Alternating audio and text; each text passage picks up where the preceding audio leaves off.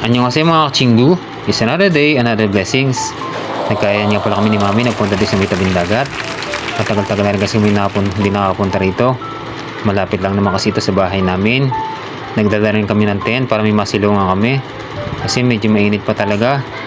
Ang lakas talaga ng hangin dito. Hindi ko nga alam kung ito is tent o saranggola itong ginagawa ko. Kasi tinatangay talaga siya ng malakas na hangin. Masarap nga pala dito kapag ganitong panahon. Kasi nakaka-relax talaga. Dito nga po pala yan sa may Nunong Castol, Emery, Batangas. Kapag summer dito, ang daming tao nito. Punong-puno itong mga cottage na ito. Kaya na pag ganito mga panahon ng Agosto, medyo maulan kaya konti lang yung tao. Mangilan-ngilan lang. Medyo malabo nga ngayon ang karagatan kasi nga sunod-sunod ngayon ang bagyo. Ito ang tent ko, hindi pa rin natatapos. Pero mamaya baka mga 2 oras matatapos ko rin ito. Hindi naman talaga ako marunong magkabit ng ganitong tent. Dinala lang namin para may masilungan kami. Pagkatapos nga noon, bigla na lang naisipan ni Mami na kumain. Sabi nga pala niya, itaas ko doon yung mga gamit namin kasi maraming buhangin. Baka malagyan ng buhangin yung pagkain. At narito na nga pala yung karagatan. Parang ang sarap magmuni-muni dito. Parang ang sarap lumangoy. Wow! Ito nga pala si David at si Josiah, parang gusto na nila lumigo. Kaya lang hindi namin sila pwedeng payagan na lumigo mag-isa. Kasi nga nakakatakot yung mga bata pagka nakakapunta sa tawid dagat. Hindi nila mapigilan, super excited sila, gusto na nila agad maligo. Ay buti sana kung pwede na sila lumangoy mag-isa.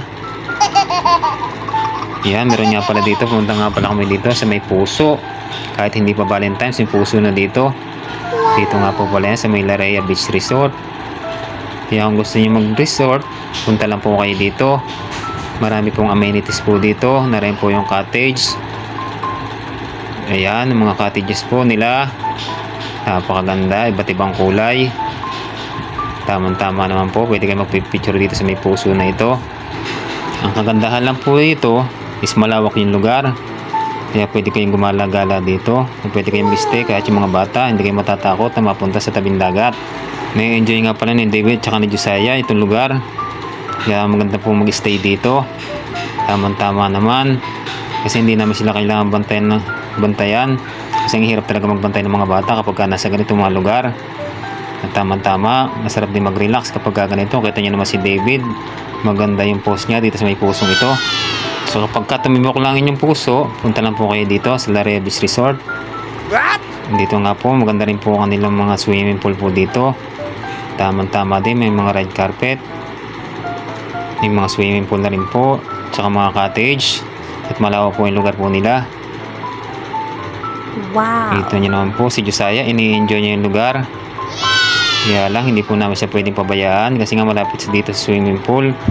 Ang totoo po niyan, na ngayon ko lang na-enjoy magpunta rito sa mga pool na ganito, sa mga resort na ganito. Kasi nga may mga kids na ako at may pamilya na. Kasi po dati hindi talaga ako mahilig sa mga ganito. Iba pa lang pakiramdam at fulfillment kapag meron ka ng pamilya. Kahit na mahirap, pero laging masaya. Lalo na kapag mga ganito na. Ito si Josiah, enjoy niya itong swing. Sabi ko nga, 2 kami, kaya lang baka biglang masira. Kaya siya na lang muna. Mamaya na lang siguro ako. Ang sarap naman kasi sa pakiramdam pag nakikita mo nag-enjoy yung mga anak mo. Kaya maraming salamat sa inyo. Hanggang sa muli. Bye bye.